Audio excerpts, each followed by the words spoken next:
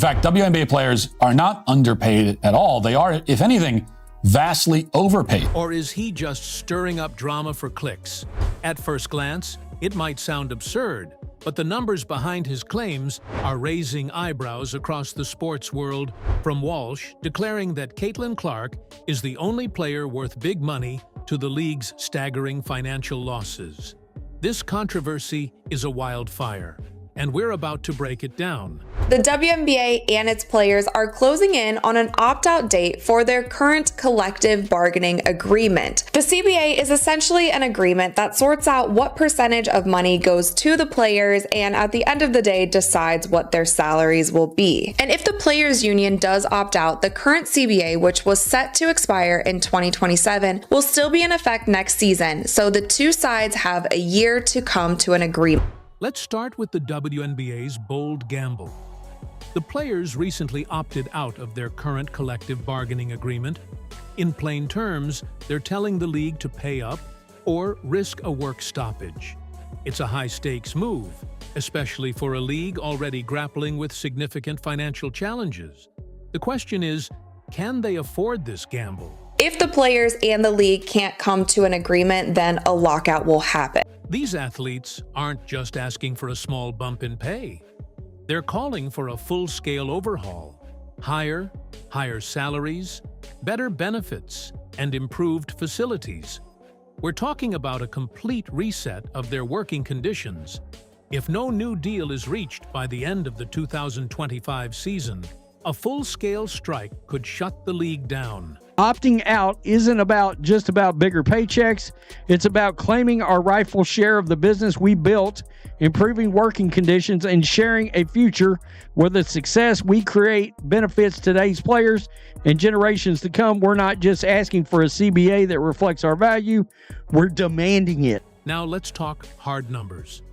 The top WNBA salary is roughly $250,000 a figure. That pales in comparison to the millions.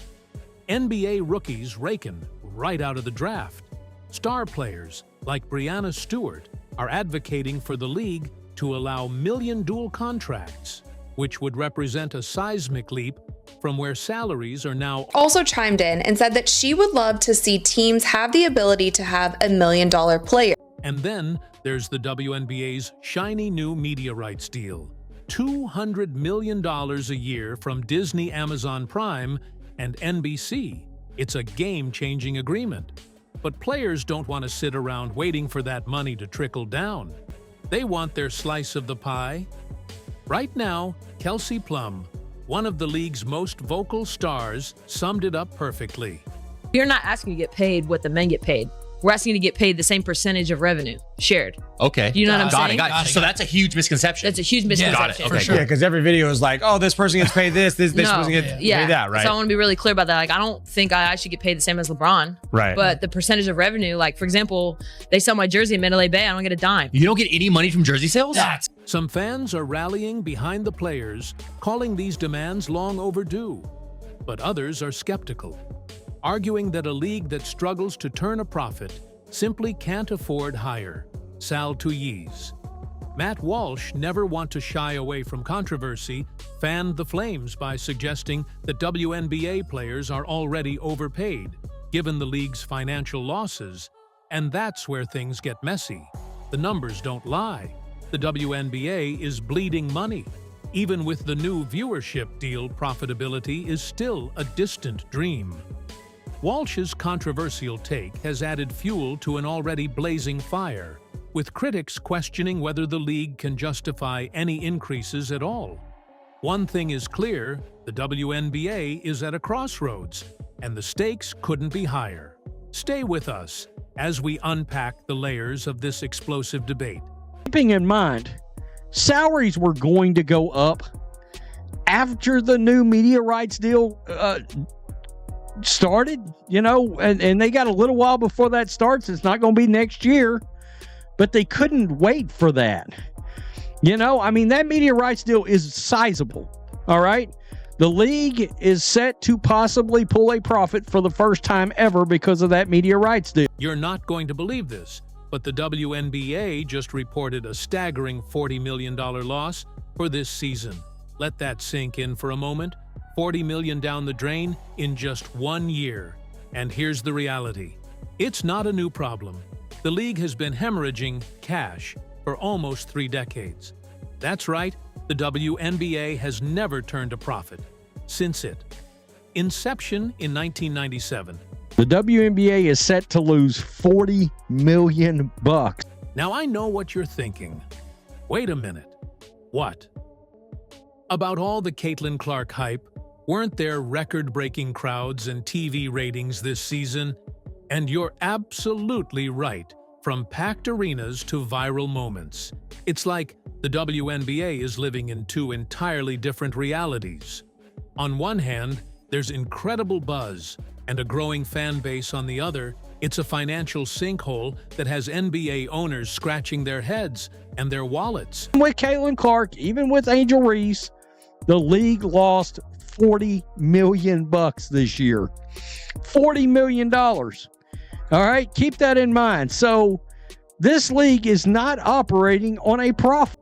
Speaking of NBA owners, they're not staying quiet about this anymore. These guys have been footing the bill for years, pouring millions into a league that seems to devour cash faster than it generates revenue. And now their patience is wearing thin. Can you really blame them? They've been the financial backbone of the WNBA, and despite their investment, the league continues to operate in the red. And NBA investors are actually starting to get irritated. It's about time. Say what you will about Dolan's reputation in the sports world, but when he starts asking questions, people pay attention. He's reportedly pressing NBA Commissioner Adam Silver for some hard answers about the WNBA's financial situation. And trust me, when one NBA owner gets vocal, the rest tend to follow suit. This isn't just frustration. This is a full-on demand for transparency. And of all owners to actually be sort of a hero on this, it is James Dolan. One of them, of course, from the Knicks, that is asking a lot of questions right now, and evidently a lot of other owners are sort of happy that he's taking this bullet. So what's really going on behind the scenes? Turns out the NBA has been playing a game of financial hide-and-seek. For years, they've quietly absorbed the WNBA's massive losses into their own balance sheets, making it almost impossible to get a clear picture of just how bad things really are. So the NBA provides the WNBA with an annual endowment of over $15 million. This financial support helps to cover various operating costs for WNBA teams, including facilities, travel, marketing, and administration. As of 2023, the NBA owns 50% of the WNBA, while the 12 WNBA teams collectively own the other 50%. Naturally, this has raised more than a few eyebrows. NBA owners are fed up with writing blank checks and are now calling for full transparency. They want to know exactly where their money is going, and who could blame them. It's as if they've been investing in a black hole with no accountability, and now they want to see the receipts. Everyone's minds, the WNBA's entire business model is built on NBA support. That's not just supplemental funding, it's lifeline funding. Without the NBA's millions propping it up year after year, the league wouldn't even be able to keep the lights on. And it's got a lot of people wondering, both inside and outside the league, whether this setup is sustainable in the long run. How much longer will the NBA be willing to subsidize a league that's consistently losing money? But here's where the story takes an even wilder turn. In the midst of all this financial turmoil, WNBA players are demanding more money. That's right, players are pushing for higher salaries, better benefits, and improved facilities, IDs, all while the league is bleeding cash. It's like asking for a raise when your company is on the verge of bankruptcy. Bold, absolutely risky, even more so.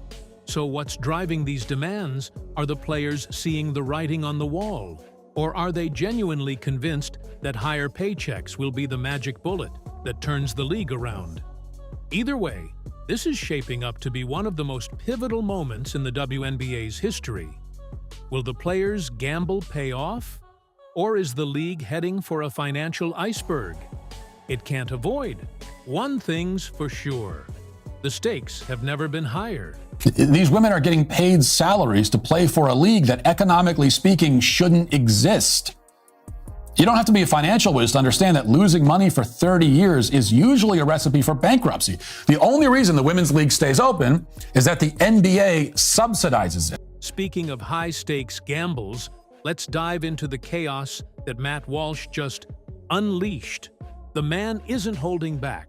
Claiming WNBA players are overpaid a statement so incendiary, it's making Caitlyn Clark's headlines look tame. Walsh isn't just saying salaries are inflated. He's suggesting the league shouldn't even exist in its current form. Bold, absolutely controversial. Without a doubt. Now, before you dismiss him, let's look at the numbers, because Walsh, as polarizing as he is, might not be entirely wrong. The WNBA hasn't turned a profit in its nearly 30-year existence. Compare that to the NBA, a financial juggernaut pulling in billions annually. The disparity is so vast, it's like comparing a lemonade stand to Amazon. The WNBA has existed for nearly 30 years. It has never once turned a profit. According to WSN.com, a sports betting site, the WNBA generates about $60 million in revenue. For the record, an article in Vox claims that the revenue is in the $100, $200 million range, which I find dubious. But either way, the NBA, by contrast, brings in $10 billion of revenue with something like $3 billion in profits. So that means that the NBA generates more than 150 times the revenue of the WNBA. And where does all this money come from? The NBA, for decades, the league has been funneling millions into the WNBA to keep it afloat. Think of it like a life support system, with the NBA footing the bill for salaries, marketing, and even day-to-day operations. Walsh has called this out bluntly, stating if a business hasn't been profitable for this long, maybe it's time to pull the plug. The only reason the women's league stays open is that the NBA subsidizes it. Every year, the men's league hands millions of dollars to the women. And why do they do that? Well, so that everyone can feel good about the fact that a women's league exists. Harsh, absolutely. But here's where things get complicated. While some fans are furious, accusing Walsh of misogyny and stirring up drama for clicks, others are quietly agreeing, after all, how long can a league survive when its expenses vastly outweigh its revenue? Walsh is forcing people to ask tough questions, and it's a conversation the WNBA probably doesn't want to have. Although the WNBA generates $60 million in revenue, or even if it's $100 million, let's say, it makes no profit. These women are getting paid salaries to play for a league that, economically speaking, shouldn't exist. You don't have to be a financial whiz to understand that losing money for 30 years is usually a recipe for bankruptcy. Enter Caitlyn Clark, the rookie sensation, who's single-handedly changing the narrative the league has pinned its hopes on. Her banking on the Caitlyn effect to bring new energy ratings and, most importantly, revenue. And let's be real, it's working.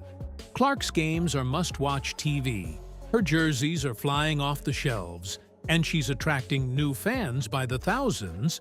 But not everyone in the WNBA is thrilled. I mean, this league is going to make some money now, all right? But again, what happens if you push all these new fans back out? What does that do for your media rights deals? Because they only got the new media rights deals because of one player. I mean, singular, let's be honest. It's Caitlyn Clark. She boosted all the ratings. She got the popularity. Here's the twist. Instead of embracing Clark as a savior, some WNBA players and officials are treating her like an outsider. It's almost baffling, rather than celebrating her arrival and the influx of fresh fans she's brought with her. There's been a palpable resistance. Players have openly criticized the new audience, calling them bandwagon fans who don't understand the league's history or culture. The irony, these so-called bandwagon fans are exactly what the WNBA needs to survive. The tension is hard to ignore. Some WNBA players see Clark as a symbol of everything: They fought against a spotlight on one individual instead of the collective. But let's be honest, the league's financial struggles don't leave room for pride. With the WNBA staring down another season of losses alienating new fans.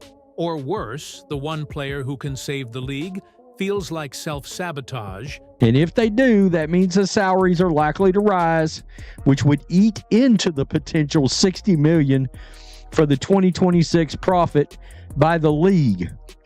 The $100 million in television revenue, turning the projected $40 million loss into a $60 million gain. Quote, we have not even getting any money from the WNBA expansion fee. And guess what? All this drama unfolds against the backdrop of players demanding higher pay as the league bleeds. Money, players are pushing for a complete overhaul of salaries, benefits, and facilities. It's an admirable fight. But here's the question. Walsh and many others are asking, how can you demand more when the league can't even break? She boosted all the ratings, she got the popularity, and now all your players across the league are attacking her fans, the Iowa fans, the Indiana Fever fans. Look at those Connecticut Sun players talking about Indiana Fever fans are racist. Angel Reese talking about Indiana Fever fans are racist. Caitlyn Clark fans are racist. People are going to get tired of that, and they're going to be like, the hell with it. Let's let this league burn itself to the ground where it should have been a long time ago. The WNBA is at a crossroads. On one side, there's the old guard resistant to change.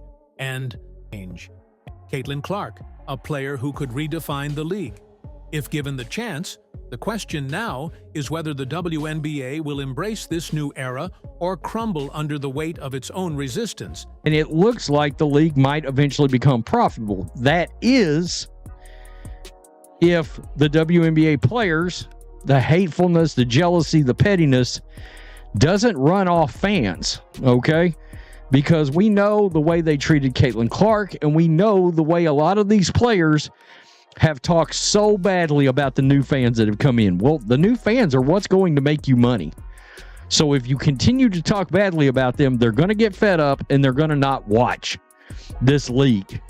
They're going to leave the league, and you're back to where you were, and it sounds like owners, you better not go back to where you were. WNBA also just started paying for charter flights this season, which will cost them $50 million over this season and next. And that is revenue that necessarily hasn't come in yet. So I think with this new TV deal, with the new viewership, with the revenue that's coming in, these sold-out arenas, they will start to see this profit stack up. The league's financial WOs have been an open secret for years, but the clock is ticking louder than ever without meaningful change. The WNBA risks losing the momentum Clark has created and slipping further into irrelevance. This is the crossroads. The next few years will define whether the WNBA can secure its place in the sports world or if it will fade into the background. Every decision, every strategy, and every misstep will matter. The league can't afford to fumble.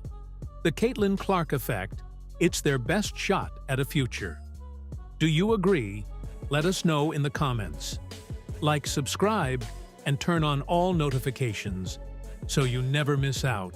Click the video on the screen, and we will see you in the next one.